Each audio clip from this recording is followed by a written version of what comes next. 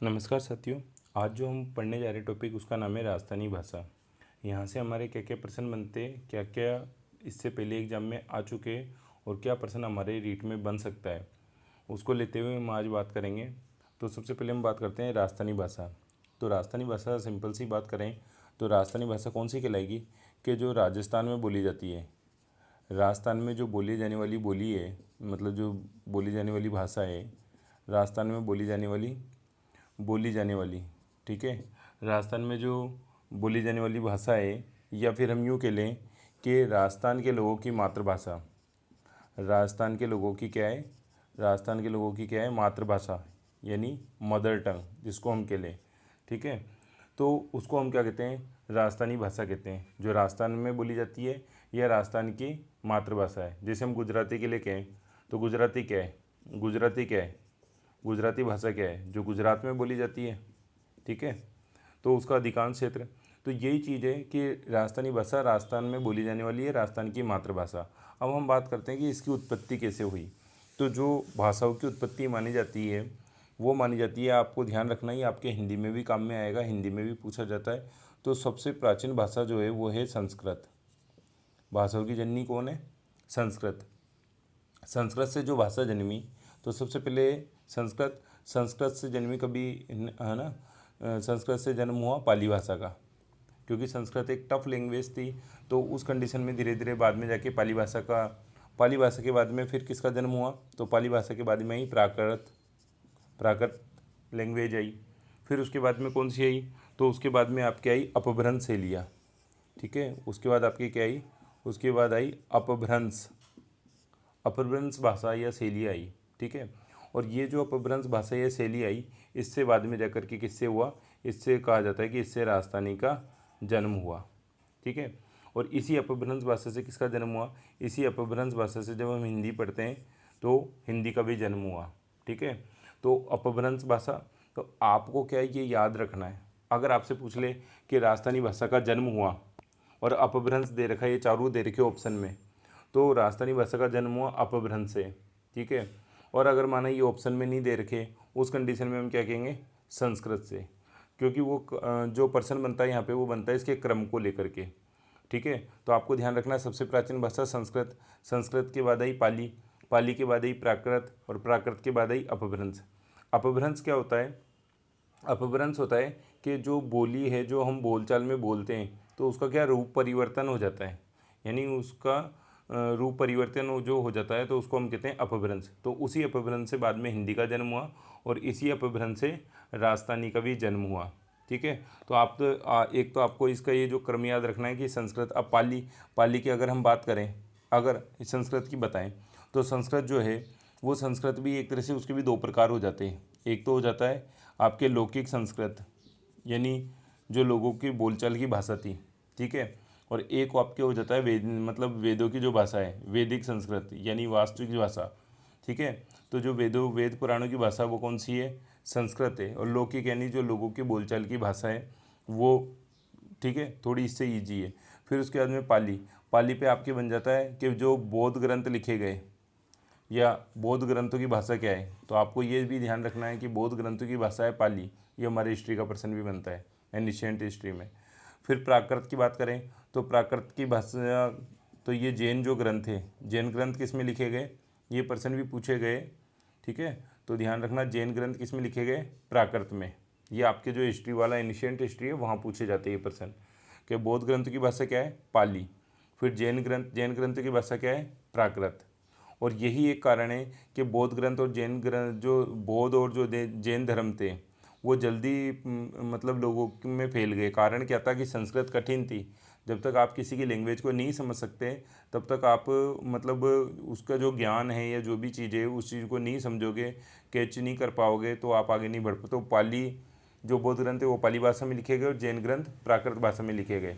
और इसके बाद में फिर इसको और ईजी हो गया और बाद में हिंदी का जन्म हुआ और अपभ्रंश से ही राजस्थानी का जन्म हुआ, ठीक है। तो आपको एक एक क्रम याद रखना है। दूसरा, किस में क्या रचे गए, बौद्ध ग्रंथ किस में रचे गए, तो ये हमारे हिस्ट्री वाले पोर्शन में ये वाला प्रश्न भी बन जाते हैं। अब आगे हम बात करते हैं जो राजस्थानी भाषा है, तो इसका हमको सर्वप्रथम उल्लेख हमको कहाँ देखने को मिलता है, तो अगर हम बात करें तो सबसे पहले हम बात करते हैं 913 ईस्वी की।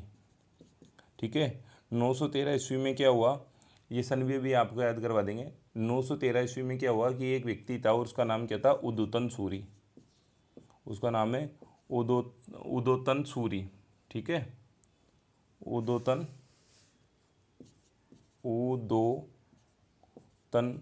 सूरी।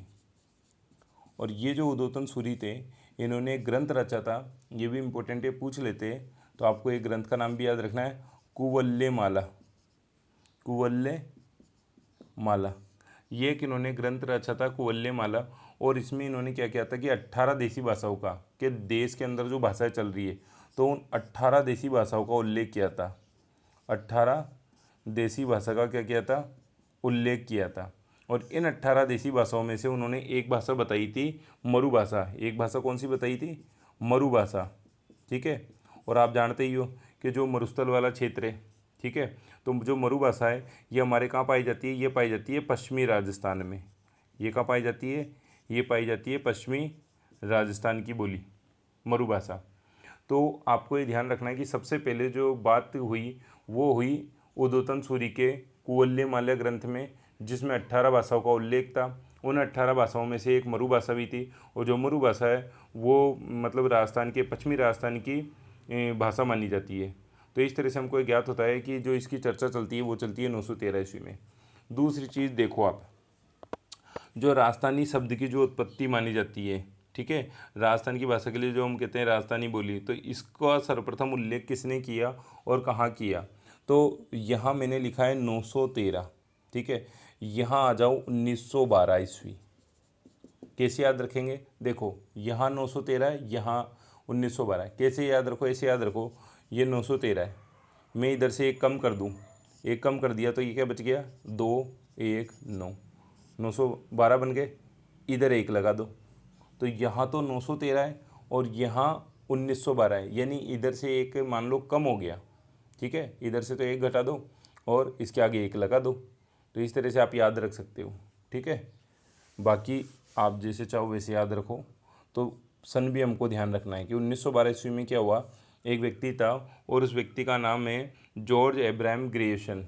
क्या नाम है, एक विद्वान थे जॉन एब्राहम गियर्सन। ठीक है, और ये जो व्यक्ति थे इन्होंने एक ग्रंथ लिखा था। इन्होंने क्या लिखा, इन्होंने एक ग्रंथ लिखा था जिसका नाम था लिंग्विस्टिक सर्वे ऑफ इंडिया। क्या नाम था, लिंग्विस्टिक सर्वे ऑफ इंडिया।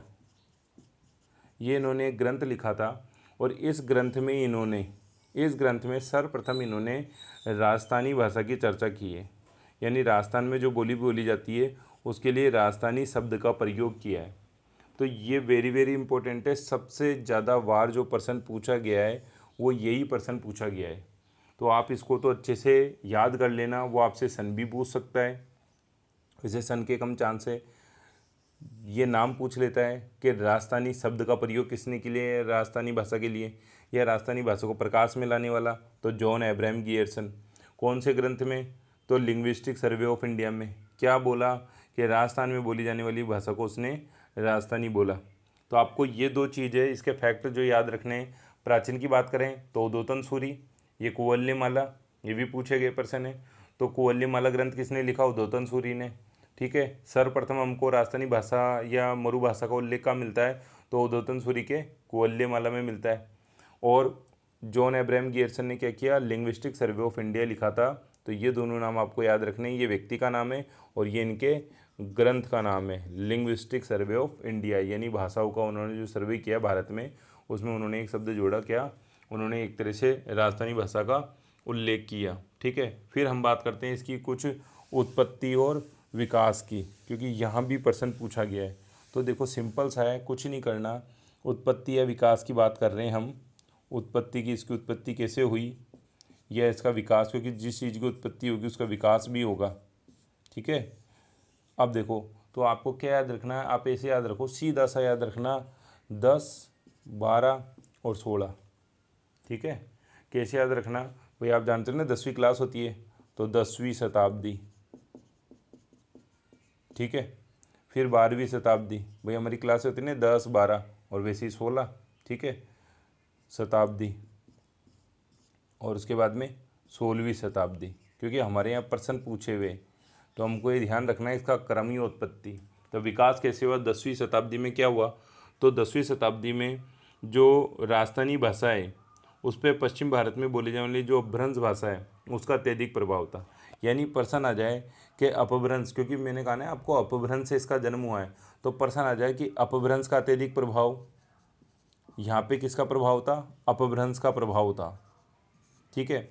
12वीं शताब्दी आ जाए, 12वीं शताब्दी में आपको कह देगा कि जो राजस्थानी भाषा का जो उद्भव हुआ वो कौन सी शताब्दी से माना जाता है, ठीक है, कि राजस्थानी भाषा का जो उद्भव हुआ ना, तो अभी हमने पढ़ा 1912, ठीक है, अभी हमने पढ़ा 913, यानी 913 ईस्वी का मतलब क्या हो गया, 12वीं शताब्दी।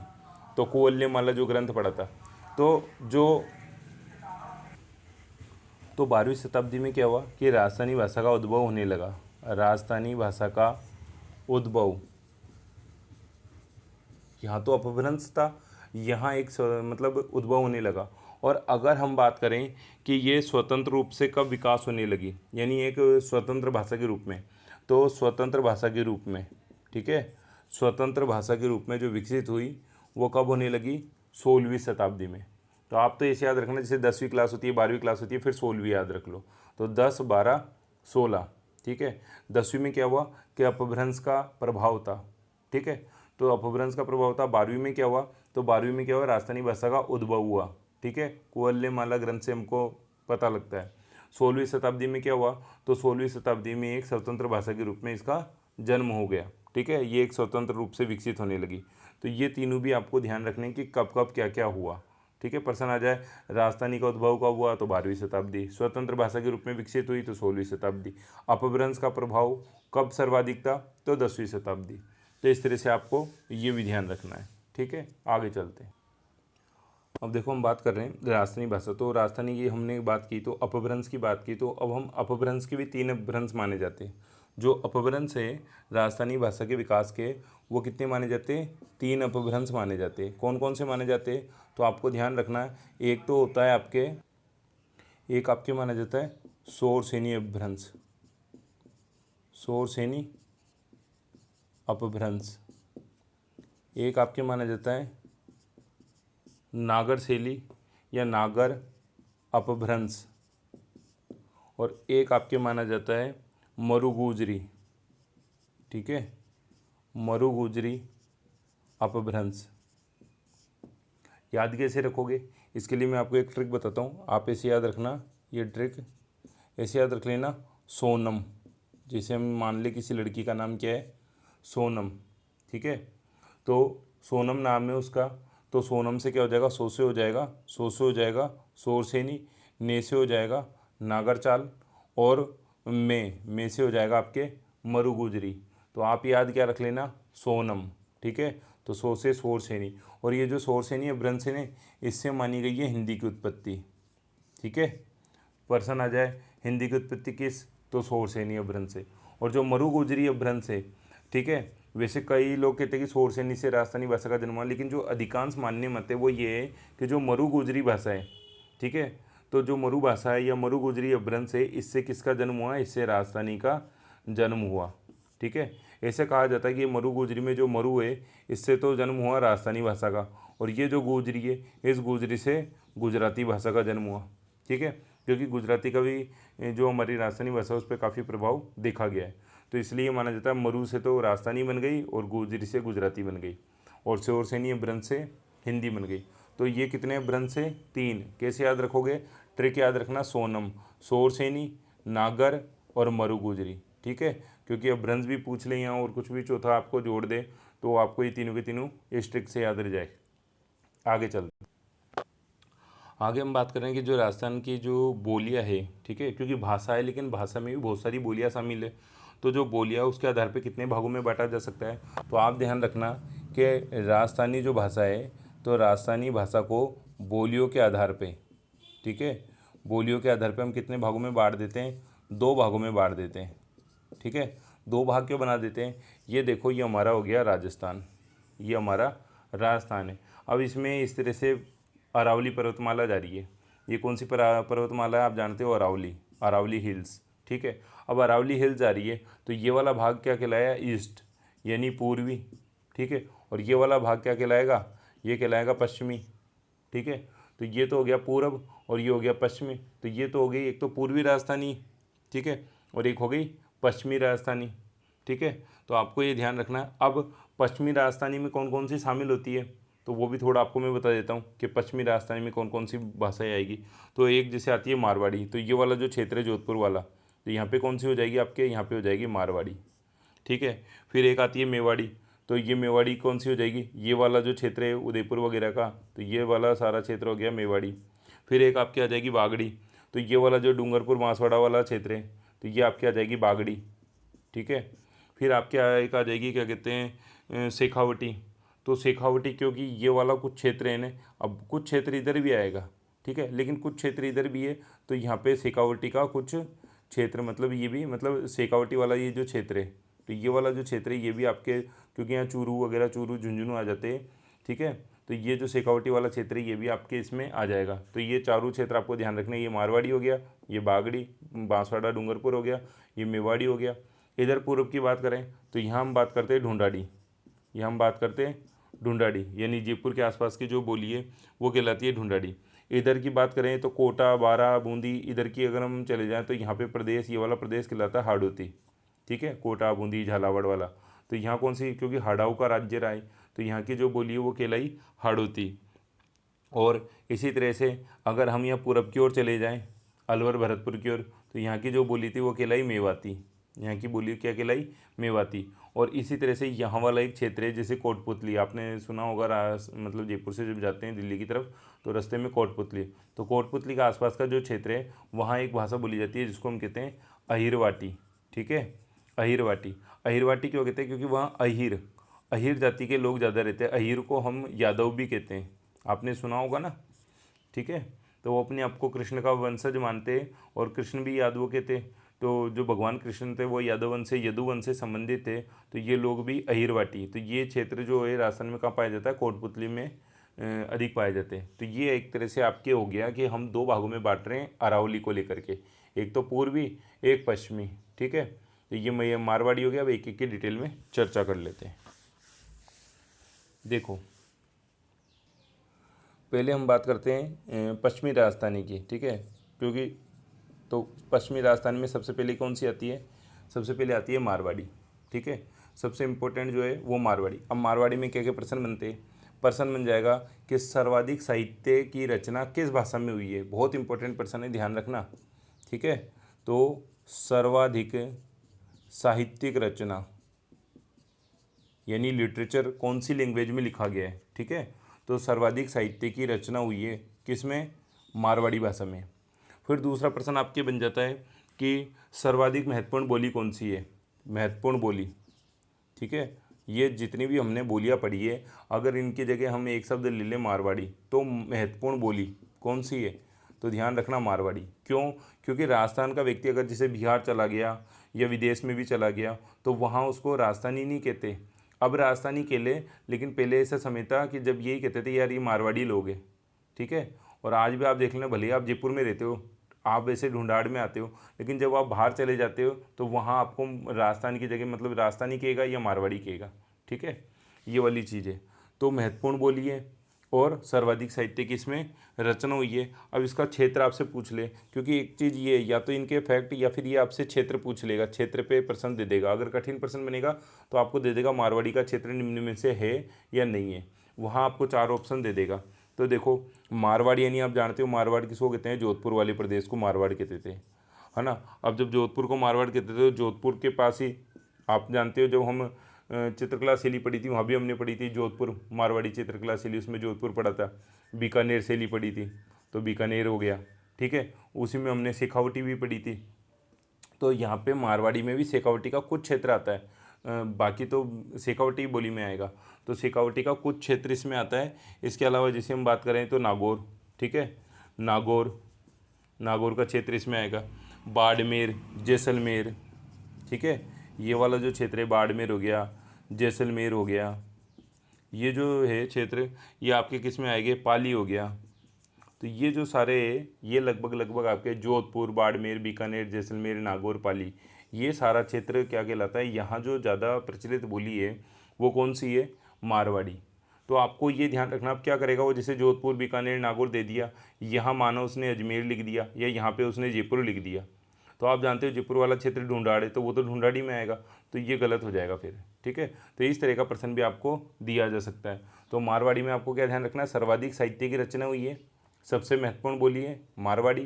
क्षेत्र पूछ ले तो जोधपुर, बाड़मेर, बीकानेर, जैसलमेर, नागौर और पाली, ये आपको ध्यान रखना है। आगे चलते हैं। देखो दूसरी महत्वपूर्ण जो बोली है वो है हमारी मेवाड़ी। अब मेवाड़ी कहाँ है, तो आप जानते हैं मेवाड़ वाला क्षेत्र कौन सा हो जाएगा, उदयपुर वाला। ठीक है, तो मेवाड़ी क्षेत्र में जो भाषा बोली जाती है, मेवाड़ी का मतलब क्या हो गया, जो मेवाड़ क्षेत्र में बोली जाती है। अब मेवाड़ी के दो रूप पाए जाते हैं, दो रूप पाए जाते हैं। एक तो कही जाती है पर्वतीय मेवाड़ी, पर्वतीय मेवाड़ी, क्योंकि मेवाड़ जैसे आप जानते हो कि वहाँ पे उदयपुर वाला ये जो क्षेत्र है, चित्तौड़गढ़ वाला है ना, वहाँ पे पहाड़ ज़्यादा है, तो जो पहाड़ों पे बोली जाती है उसको पर्वतीय मेवाड़ी कह दिया, और जो नीचे स्थान यानी मैदानी भागों में बोली जाती है उसको मैदानी मेवाड़ी कह दिया। तो ऐसा प्रश्न वैसे नहीं बनेगा, पर आपको ध्यान रखने के लिए कि मेवाड़ी के ये दो भाग है। ठीक है, जो मेवाड़ क्षेत्र में बोली जाती है। अब मेनली आपसे इससे क्या है, इसका क्षेत्र पूछ लेगा, इसमें जो इंपॉर्टेंट बात है वो क्या है, मेवाड़। तो मेवाड़ी कहाँ बोली जाती है, जो मेवाड़ का क्षेत्र है। अब मेवाड़ के क्षेत्र में क्या क्या आ जाएगा, तो आपको ध्यान रखना उदयपुर आ जाएगा, उदयपुर आ जाएगा। उदयपुर के बाद हम बात करें तो चित्तौड़गढ़ आ जाएगा। ठीक है, उदयपुर आ जाएगा, चित्तौड़गढ़ आ जाएगा। इसी तरह से हम बात करें तो राजसमंद आ जाएगा, राजसमंद आ जाएगा, और भीलवाड़ा भी इसमें आ जाएगा। भीलवाड़ा किस में आ जाएगा, मेवाड़ी में आ जाएगा। ठीक है, तो ये आपको ध्यान रखना। कैसे याद रखोगे, देखो कि भीलों ने महाराणा प्रताप की सहायता की थी, तो महाराणा प्रताप उदयपुर के थे, चित्तौड़गढ़, राजसमंद, ठीक है, और भीलवाड़ा, तो ये भी टच में ही है, तो ये भी मेवाड़ी क्षेत्र में ही गिना जाता है। तो इस तरह से आपको ये ध्यान रखना है। इतने से प्रश्न बनते हैं कि मेवाड़ी की दो भाषाएं हो गई, उसके अलावा इसमें जो मेन प्रश्न है वो ये बनता है कि कहाँ कहाँ पे बोली जाती है। तो ये जरूर याद रखना, क्योंकि ये तो आप वैसे भी बेसिक है, आपको ध्यान होगा उदयपुर, चित्तौड़गढ़, राजसमंद उसमें आता है, लेकिन यहाँ पे आगे कंफ्यूज नहीं होना है, भीलवाड़ा वही मेवाड़ी भाषा में ही आएगा। ठीक है, हाँ, क्योंकि कई बार बच्चे क्या करते हैं वो मारवाड़ी में कर आते हैं उसको। तो आगे चलते हैं हम। आगे तीसरी बोली जो है वो है हमारे बागड़ी। अब बागड़ी कहाँ बोली जाती है, तो सीधी सी बात है, देखो यहीं से आपको याद करा था ना, बागड़ी का मतलब हो गया बागड़ क्षेत्र में। ठीक है, अब बागड़ क्षेत्र का मतलब क्या हो गया, डे से डूंगरपुर याद रख लेना, डे से डूंगरपुर, और इस बाँस से याद रख लेना बांसवाड़ा, इस बाँस से क्या याद रख लेना, बांसवाड़ा। तो कुछ रटने की जरूरत ही नहीं है, वहाँ थोड़ा आपको समझना था, जैसे भीलवाड़ा को याद रखना है, और यहाँ पे मेवाड़ी में, और यहाँ पे क्या करना है, कुछ नहीं करना, डे से डूंगरपुर, बाँस से बांसवाड़ा, और अगर ये गे से, तो ये गे से याद रख लेना गुजराती का प्रभाव, गुजराती का प्रभाव। ठीक है, क्योंकि गुजरात के पास में ही है बांसवाड़ा, डूंगरपुर टच बॉर्डर में ही है, तो इसलिए गुजराती का प्रभाव भी देखने को मिलता है। तो बागड़ हो गया, बागड़ी, बागड़, डे से डूंगरपुर हो गया, बाँ से बांसवाड़ा हो गया, बस इतना सा है। आगे चलते हैं। आगे नेक्स्ट है फोर्थ आपके जो है वो है शेखावटी। ठीक है, शेखावटी। तो शेखावटी मैंने आपको जब इतिहास पढ़ाया उसमें बताया, और बता देता हूँ कि जो आमेर के कछवा राजपूत थे, तो उन कछवाओं में एक हुए राव शेखा और एक हुए नरूका। तो जो नरूका हुए वो जाके मतलब जो एक जाके अलवर, अलवर जाके उन्होंने नरूका शाखा की स्थापना कर ली, तो नरूकाओं का संबंध है अलवर से। और एक हुए थे राव शेखा, उन राव शेखा ने जाकर के क्या बसाया था, शेखावटी बसाया था।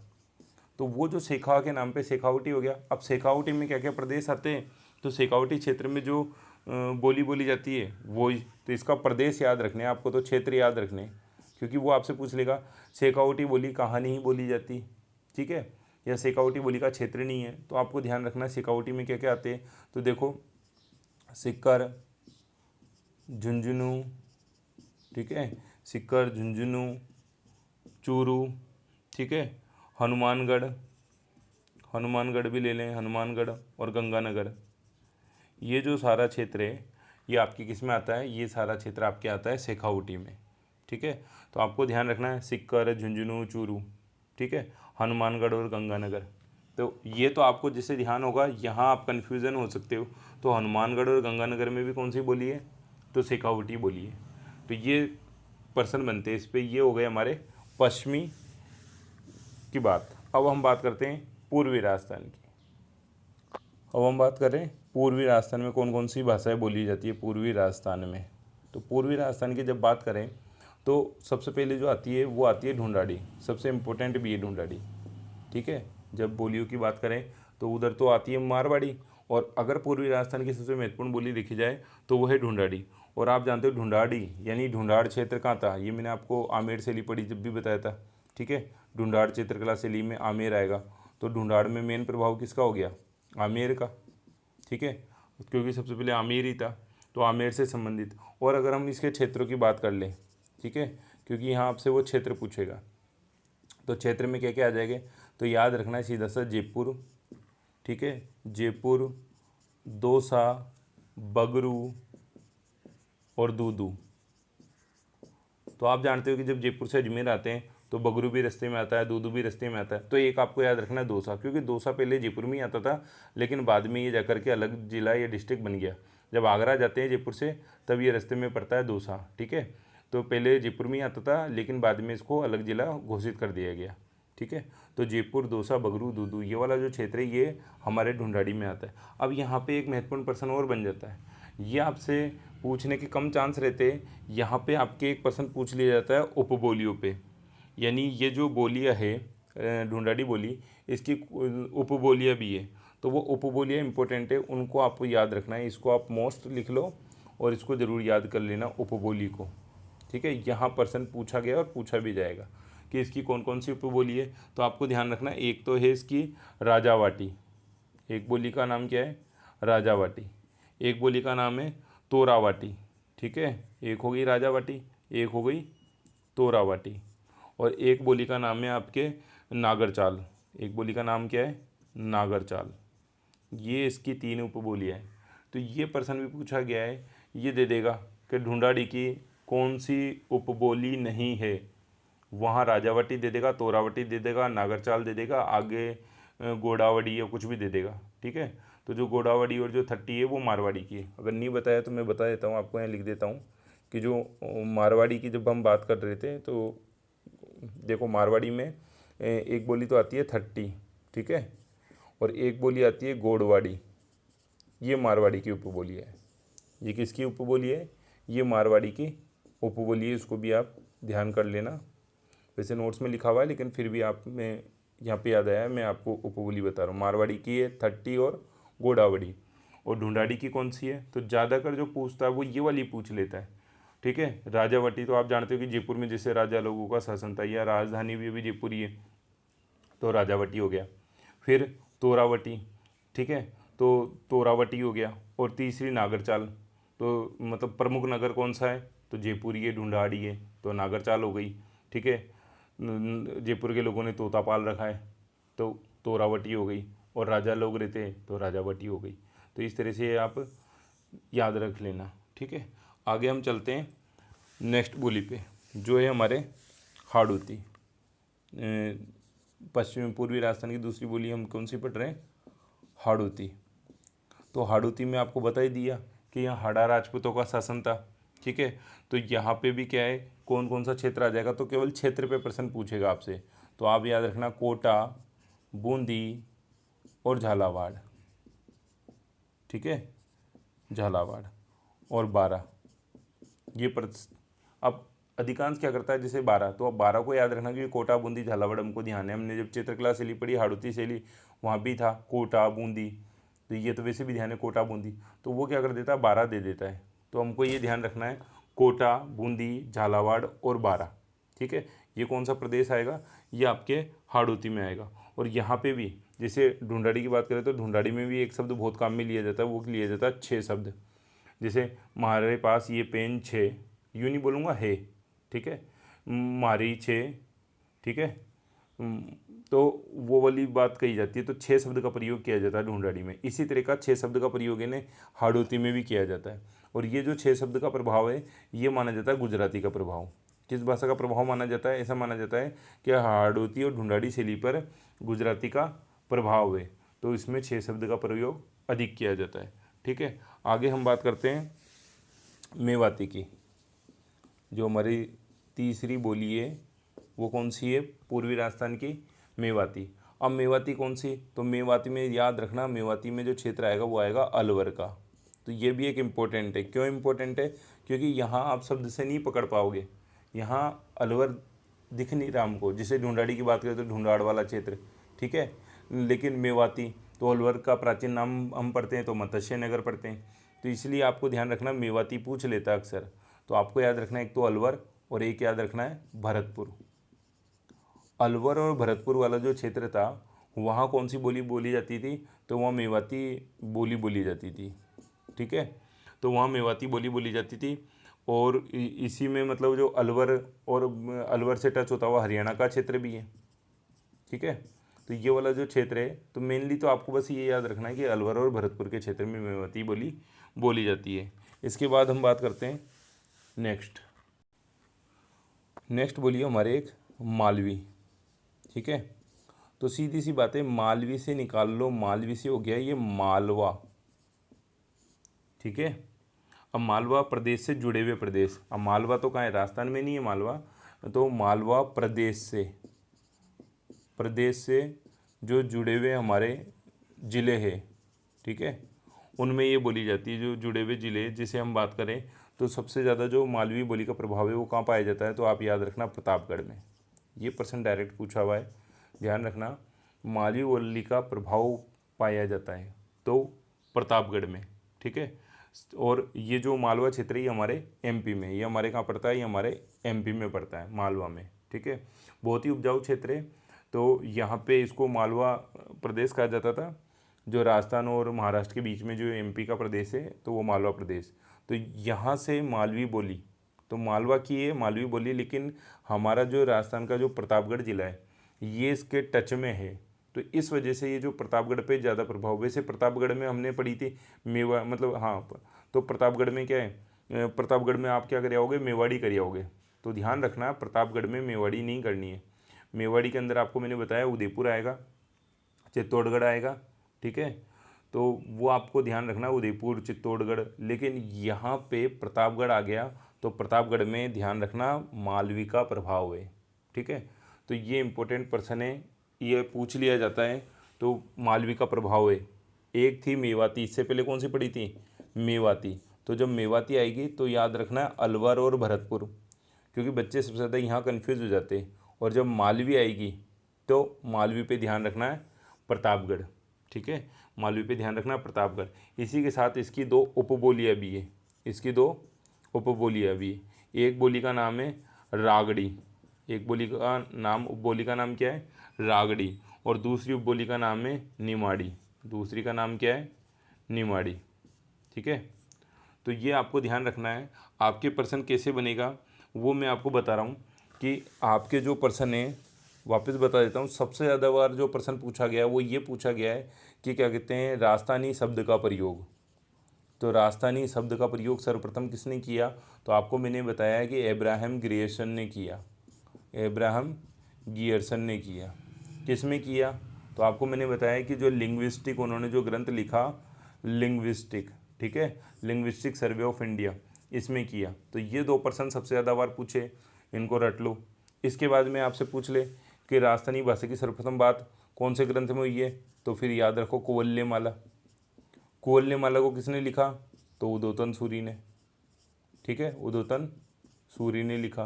कब लिखा? 913 ईस्वी में लिखा। ठीक है, विक्रम संवत की बात कर ले तो 835, विक्रम संवत 835 आ जाएगा, लेकिन वो ईस्वी पूछे तो 913 ईस्वी। ठीक, तो ये तो मेन पर्सन है जो सबसे ज़्यादा बार पूछेंगे। इसके अलावा अगर पर्सन पूछ लेता है तो क्या पूछेगा? पर्सन मैंने आपको बता दिए क्या पूछेगा। या तो आपसे क्षेत्र पूछ लेगा कि ढूंढाड़ी का क्षेत्र कौन सा है, कौन सा नहीं है, तो आप एक तो क्षेत्र याद कर लो। और दूसरा अगर पर्सन पूछेगा तो ये पूछ लेगा उपबोलियों पे। ठीक है, कि इसकी उपबोली कौन सी है या निम्न में से कौन सी नहीं है। तो बस इतना सा आपको याद रखना। अगर ये आप कर लेते हो तो आपका जो यहाँ से आने वाला प्रश्न है वो गलत नहीं होगा और पर्सन डेफिनेटली यहाँ से आएगा, क्योंकि राजस्थान जीके हमारा जोड़ा गया और उसमें ये नहीं तो पहले इसमें केवल RS लेवल के पर्सन बना करते थे, RS या SI लेवल के, लेकिन ये हमारे अब रीट में भी इम्पोर्टेंट हो गया है। तो हमारे यहाँ से पर्सन डेफिनेटली आएगा और इन्हीं में से आएगा, तो आप ये याद कर लीजिए। Okay, thank you.